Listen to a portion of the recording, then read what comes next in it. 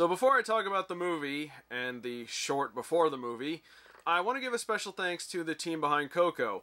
A few weeks before the movie came out, they did a college tour, and it passed through South Florida. It was kind of like what they did with Moana last year, where they'd show up at different colleges and they'd give a little bit of a lecture and some insight on the movie and the development of the movie. And I actually got to go to one of them, and it was being given by Jeannie Santos, who is the animation supervisor for Coco, and she gave us some behind the scenes stuff, some development things that they did, how they created the movie. They showed some animation tests, and I even got to see a few clips of the movie before it came out. And I got some free swag too. I got this Coco bag here. I got this Coco neckerchief, which I think I'll put on and wear for the review. There we go. Put that to the side. And I also got this pin here. It looks like the guitar from the movie. So I guess I'll wear that as well. Put this on.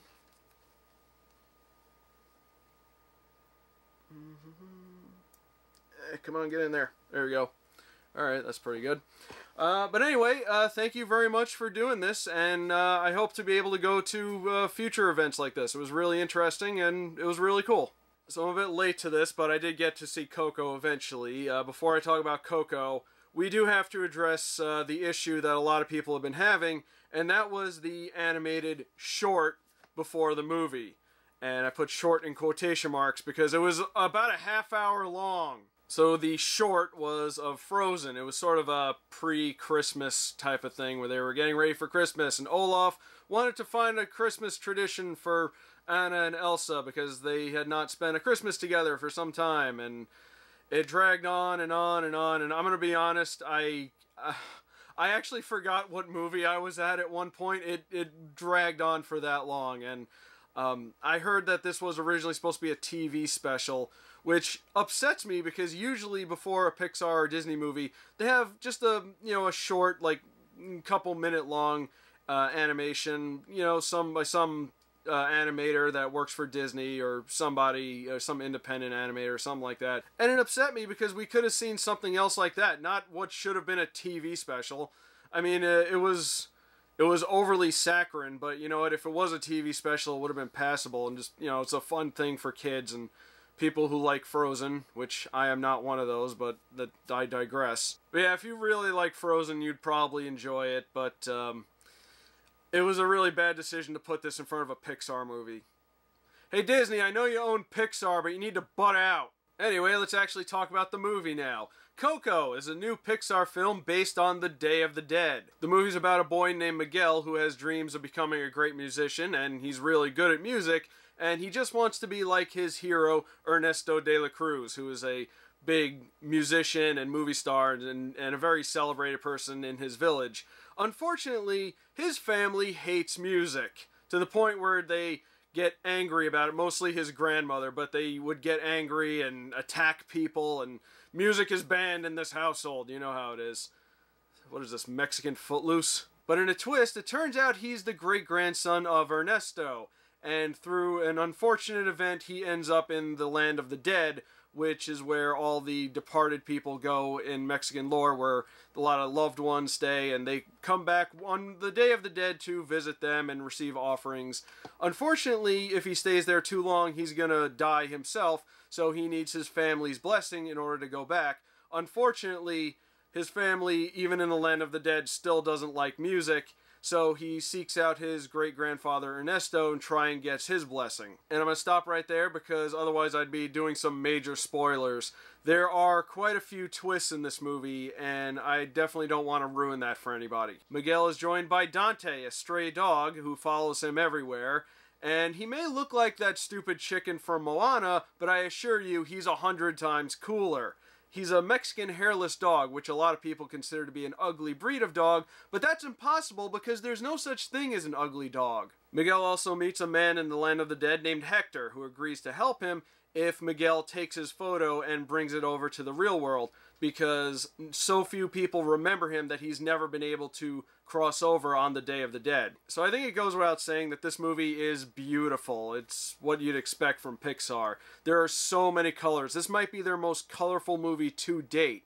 And right before the movie, in between the Frozen short and the actual movie, they did a very, very quick behind-the-scenes thing where they showed all of the layers that were in just that one shot of the Land of the Dead. And there was so much work that went into this, and it all paid off. Most of this movie is very upbeat, too. The music is very lively. My favorite scene was probably when Miguel finds out that in order to meet Ernesto, he has to win a talent contest in the Land of the Dead, which is really cool because you got to see all kinds of different characters do all kinds of different music. There was actually, I think, a Skrillex skeleton person, which I thought was really funny. But I really liked when Miguel actually got to play because it was really, really fun. But even though a good portion of this movie is upbeat, they're going to hit you with them Pixar feels. Yeah, you should know how it is by now.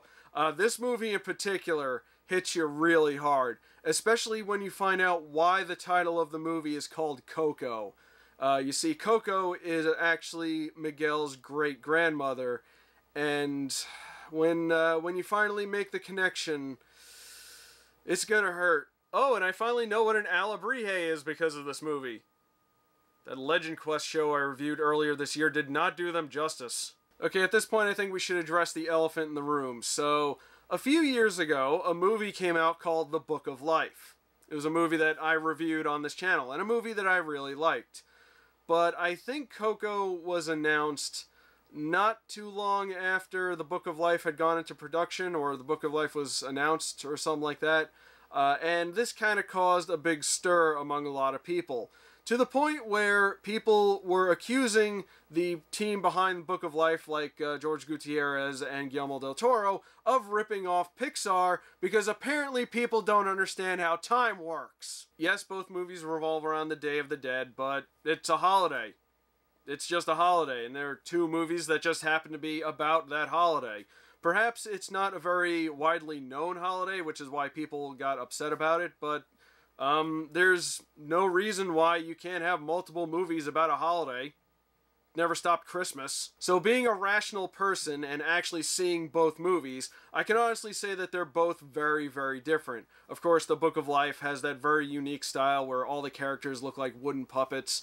And one of the major complaints I did have about that movie was there wasn't a lot of time spent in the Land of the Dead. And while we were there, it was really cool, but it was so amazing to see that it kind of left me disappointed that we didn't see more of it. Coco, on the other hand, you spent a good portion of the movie in the Land of the Dead, which I really, really liked. Although Book of Life did go into the lore of the Land of the Dead a lot more, and I really wish Pixar did a little bit more of that in this movie, but it would kind of take you away from the main story. It wasn't really the focus of the movie.